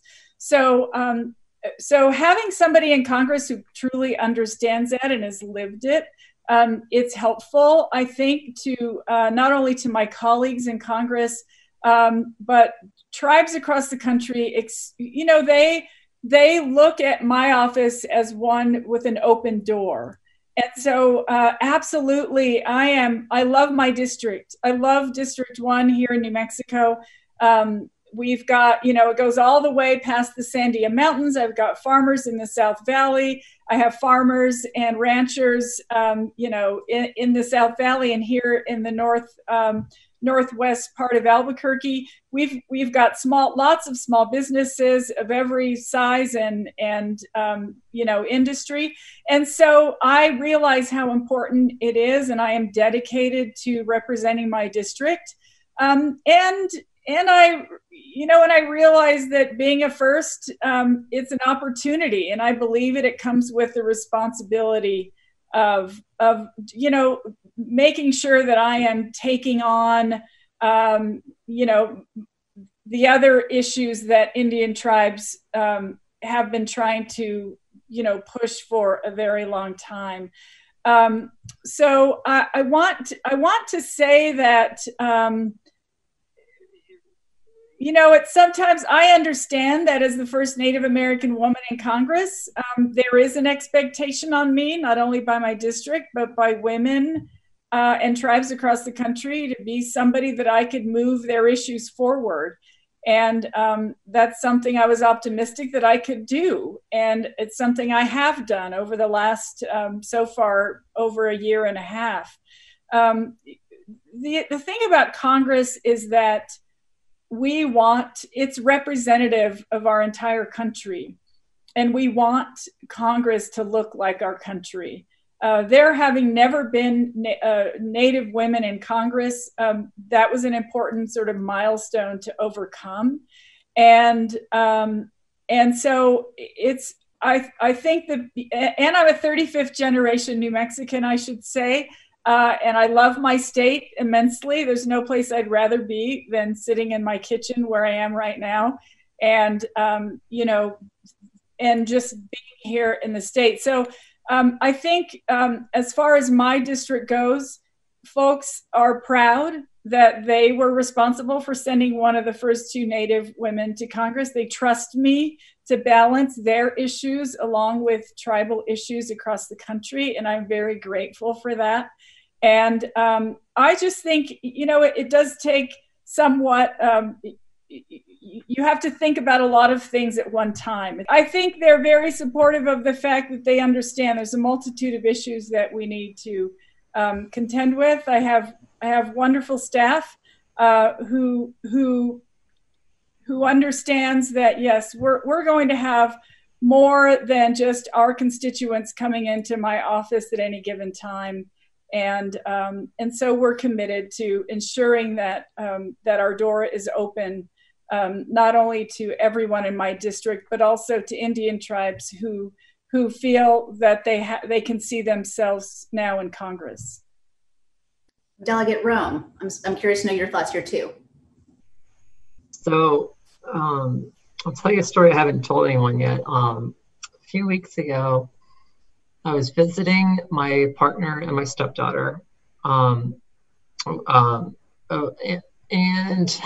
in order for me to get to their place, I have to park about half a mile away, and I got to walk because they don't have visitor parking there. And so I parked my car.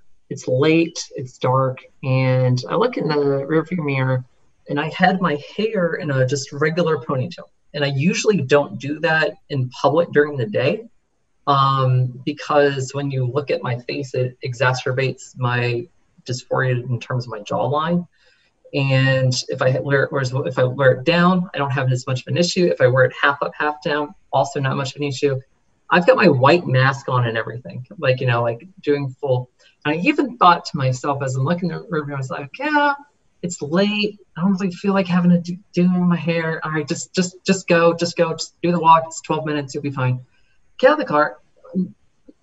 30 seconds. By the time I walk out, I hear this one voice yell, "Is that male or female?" And then I was like, wait, what was that? And I turn around and that person says it again, now to another person. And they're looking at me cold. And one starts walking. And so I just go, okay, I'm too far away to get back into my car to get there safely in time if they were to come up to me. And then I also realized I've got a long walk here. And so I got on the phone. I call my partner and said, baby, I need you to pick me up. Can you come pick me up? Can you meet me somewhere, blah, blah, blah. And I'm not going to run. I'm not going to be that person. I just said, you know what? No, I'm just going to walk with a sense of purpose. I'm going to walk down this trail. I got picked up and my partner brought me back. And then I just had a moment. I'm reminded of what it means to be a trans woman in America every day in my life. I'm reminded of what it means to look at a Zoom call, not just like this, but a ton of other ones where I have to wonder about how is the light reflecting on my face to determine whether people will see me by my gender or they will see me on my sex assigned at birth. I have that constant presence that I navigate day in and day out. And as a state elected official, I know I have to be vulnerable enough to be visible in order to do my job, in order to inspire other people to do something like this.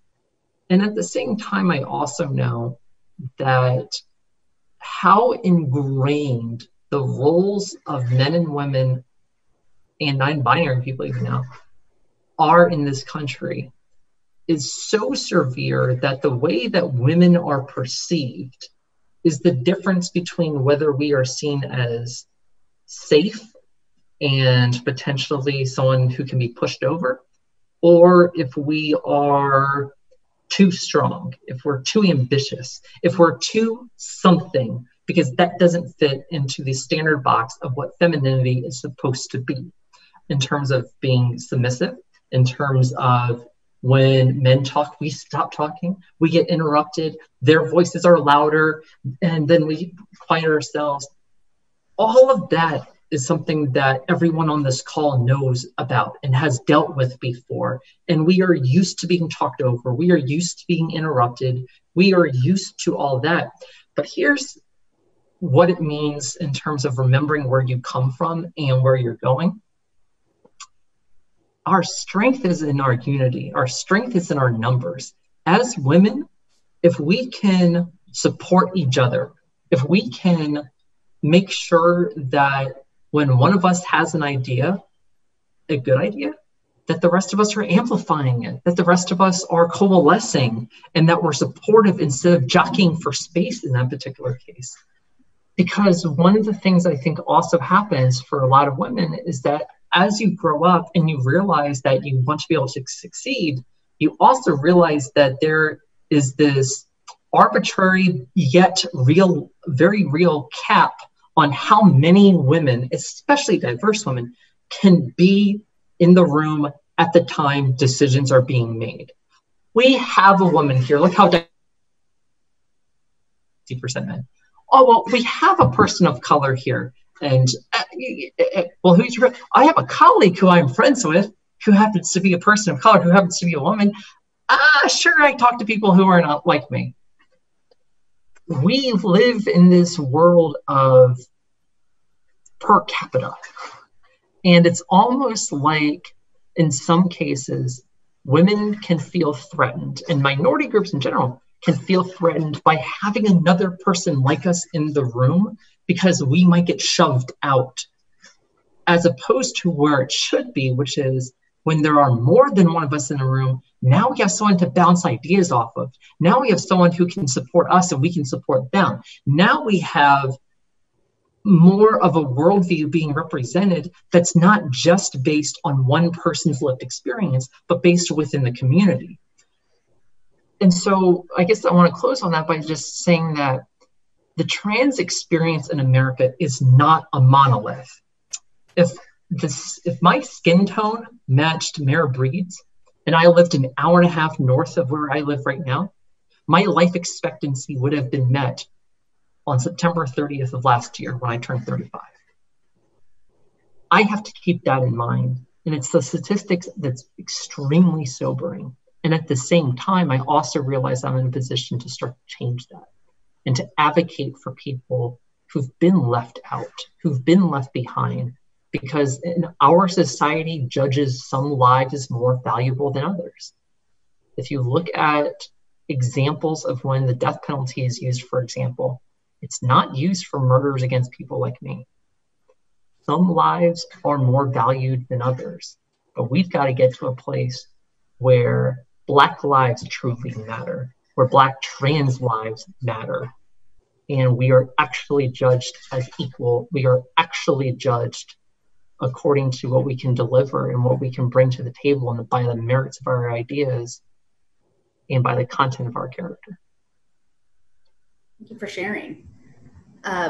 There was another point that was touched on by, I think, all of you at some point, and I just wanted to throw this open if there's a particular challenge that you guys, that each of you wanted to maybe speak to. I don't know if that's something, a story that kind of exemplifies a challenge and that you overcame. You know, Representative Haaland, you were talking about fundraising being a challenge. I thought that was interesting and something that I had not thought of. If there was another challenge that, you know, any one of you has seen that you would like to weigh in and just talk about something that you had experienced, or, you know, story where it really was, you know, it really was clear to you that you were the first and there was a challenge as a part of that, but, you know, something where maybe you were able to overcome that. I'll tell you a very quick story. I ran on a platform, of course, of balancing our state budget. We were in the deficit, and I needed to make sure that we had a balanced budget, just like every other family that lives in this state, in this country. They need to balance their, you know, their checkbook, make sure that they are paying their bills, etc. And we had a deficit, and so that was one of my platforms: is balance the budget and let the businesses know that we're not going to keep coming after you for more money, because we wanted to make it, you know, and we're an open for business state.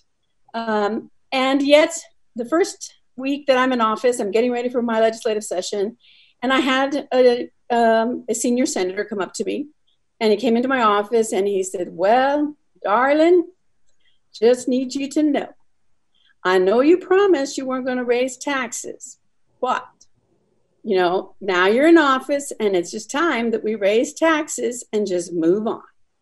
And I remember thinking, I just campaigned for 16 months and gave my word. I did not say things that I thought they wanted to hear.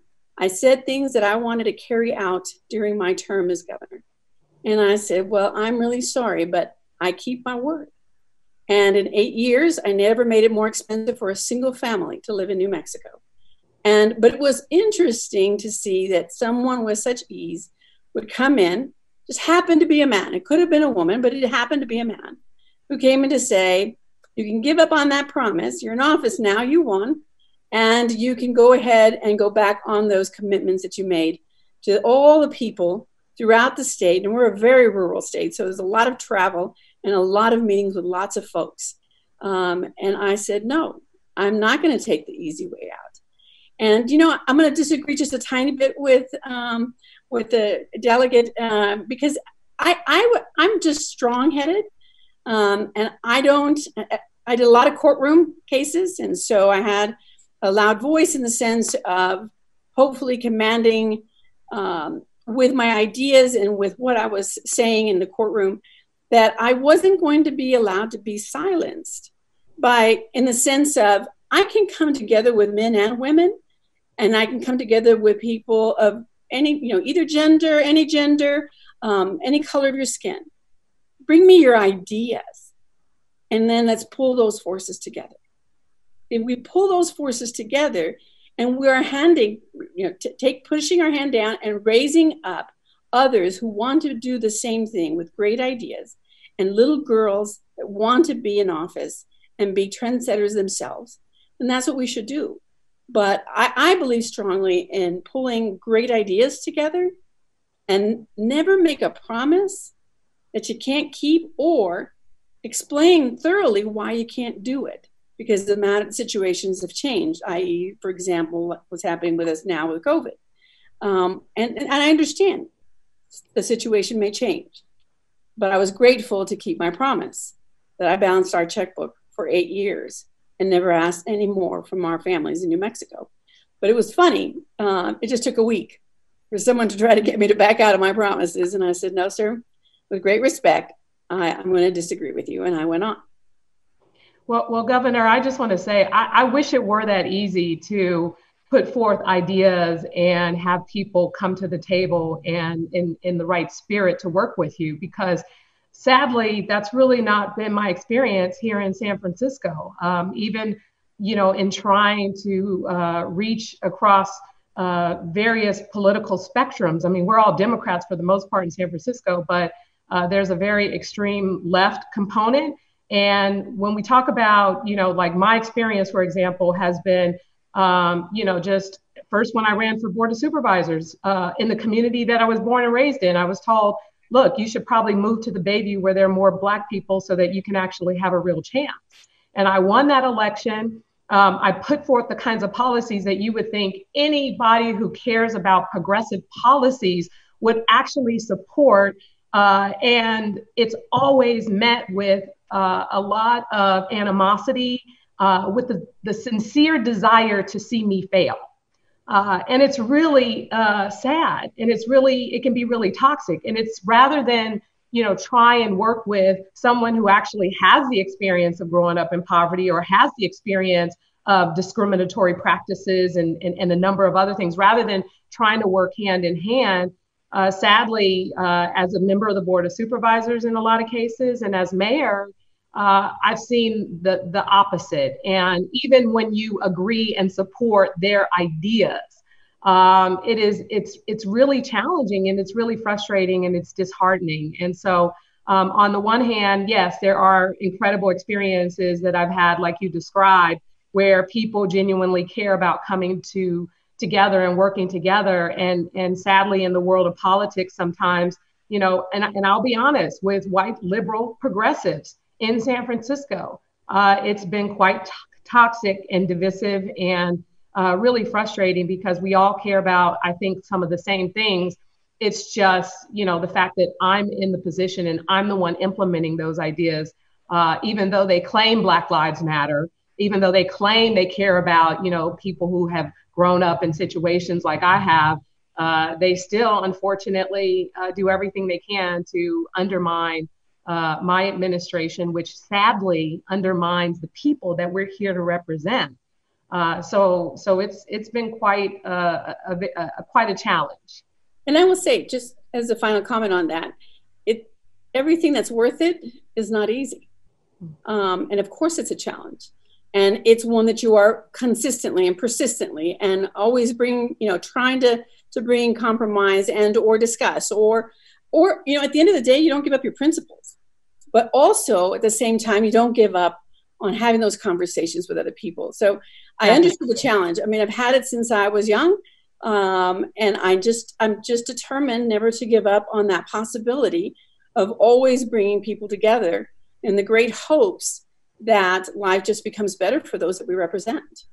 So I'd like to mention something about the courtroom in particular and the criminal justice system for a sec. About, I guess, a year or so ago, I got a phone call from a good friend of mine. She's the prosecutor, Commonwealth's attorney in Henrico. Her name is Shannon Taylor. And she said, Danica, there's a trans woman who is, basically, she's on the stand, she's been charged with blank. And the judge is refusing to identify her as one, refusing to call her she or her, and is refusing to show her such basic respect, to the point that she is choking up with tears and she's not answering questions because she's so bothered. And so eventually, when that case was then transferred to another judge, the next judge was doing it to her too. And this is someone where I hope, and one of the things I can't stand in general is the idea that trans people are supposed to have passing privilege or were viewed as cisgender in the first place. But this woman clearly does. And yet she was still being talked to and demeaned like that. She doesn't have the option of having a bold, affirmative voice of standing up for herself when she literally can't even speak. when she's being demeaned by the very people who are determining her liberty and her freedom. And then I got an email from a woman whose girlfriend was incarcerated in a man's prison in Bland County in southwestern Virginia. This person was forced to have to shave her head and was being dead named, misgendered, and everything that go along with that, just for the agreement of being able to talk to her girlfriend on the phone. She was forced to shave her head, which there's no rhyme or reason for that. She shouldn't have even been there in the first place. And if you know anything about the experience of a trans woman in America, not everyone has the ability to grow out their hair like I do. Not everyone has the ability to have passing privilege to have X, Y, or Z. But for a lot of us, this is the last thing we got. When you're locked up, when people are denying you HRT in the first place, when people are denying you all the basics, this is it. You're lucky if you get a tweezer. You're lucky if you have anything else to just show feminine expression, just to have someone view you like this. And by the time her girlfriend got on the phone with her, she said, I have never heard her so broken, where her voice was dropping 2 different octaves because she was so defeated and suicidal. That's how trans people often go through the criminal justice system. We are demeaned from the time that we get there, and from the time that we're processed, we're treated as other, we're treated as less than, and we are treated according to how other people see us as opposed to who we are. And so I just want to mention that, because that experience and that dehumanization is what leads to having to have a Trans Day of Remembrance in the first place, to commemorate the people who die. It's really severe for a lot of people who are like me. And I hope that the conversation that we have really does the best that we can, especially as women in leadership, to uplift those voices of vulnerable people who really, really need help and just need a fair shot. And I can't agree with you more, that the justice system is meant to give a voice to everyone. And I worked with some of the most difficult cases in the most difficult situations where their voices were meant to be silenced. And having that experience made me, as a prosecutor, I was the judge, but to say, no, you will treat this person with respect. I treated those accused in the courtroom with respect. I was expected to. And it is what I wanted to do, because the purpose of the courtroom is to seek the truth and justice. It is not to demean people, and it is certainly not intended to silence them either. Representative Haaland, we have a minute left. If there's anything that you would like to share before we sign off. Sure. Well, I think we were talking about barriers or hurdles, or is that? So, I think the barriers happen before many of us decide to run for office, right? You know, you could ask a man to run for office and he'll say yes the first time. It takes a woman 7 times. The statistic is that most women, you have to ask them 7 times before they say yes. So I mean, I ran for office. I didn't even have a savings account. I had lived paycheck to paycheck, and it was very difficult for me. But when you feel when you are called to lead, you are ready to work your heart out and make sure that you can be a voice for trans women, just like Danica is talking about. I felt very strongly that we needed people in office. One of the issues that I've worked on since I've been there is missing and murdered Indigenous women. That was barely able to break through any media reports. You know, somebody would die, a Native woman would die, and she was, you know, part of the missing and murdered Indigenous women crisis, and she wouldn't even get an article written about the murder for a week. You know, in Congress, I will say that I mean, there's 435 of us, so we're all making decisions together, and we're moving legislation forward that we think will benefit our country. And I have to say, probably the most frustrating thing for me the most, the largest barrier that we face right now is when we pass legislation in the House, it never gets on the Senate floor. We pass hundreds and hundreds of bills, and many of those, the vast majority of those bills, have not been heard by the Senate. And one of those is the Violence Against Women Act reauthorization that we absolutely need to get passed. So I feel like the reason we need more people like us in office is because we have to lead by our values.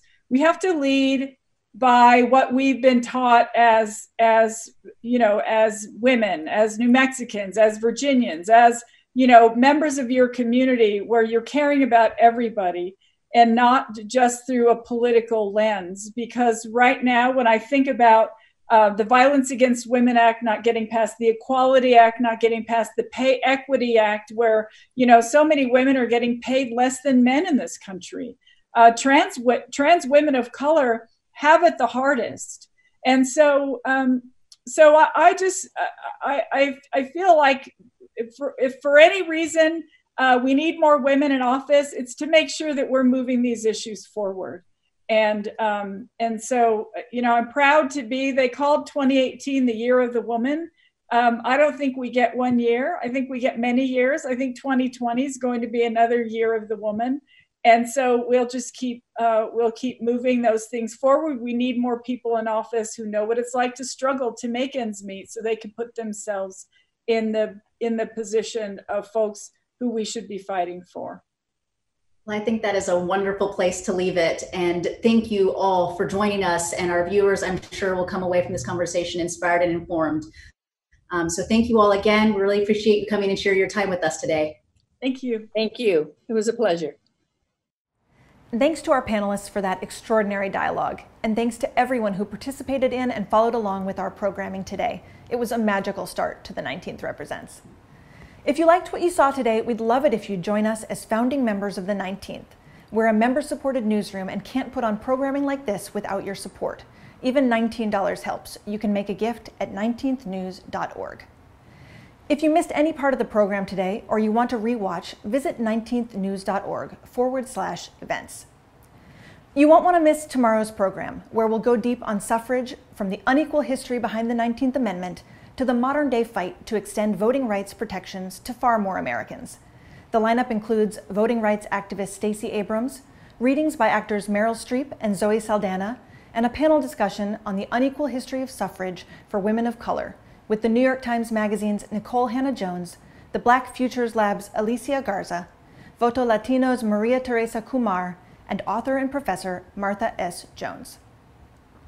A special thanks again to our generous sponsors and philanthropic partners: Goldman Sachs, Intuit, the Impact Seat, the Lenfest Institute, the Philadelphia Inquirer, the Wincoat Foundation, the William and Flora Hewlett Foundation, the Barbara Lee Family Foundation, the Stardust Fund, PEN America, the Heinz Endowments, CVS Health, the Panacea Collective, Aero PR, and Lingua Franca.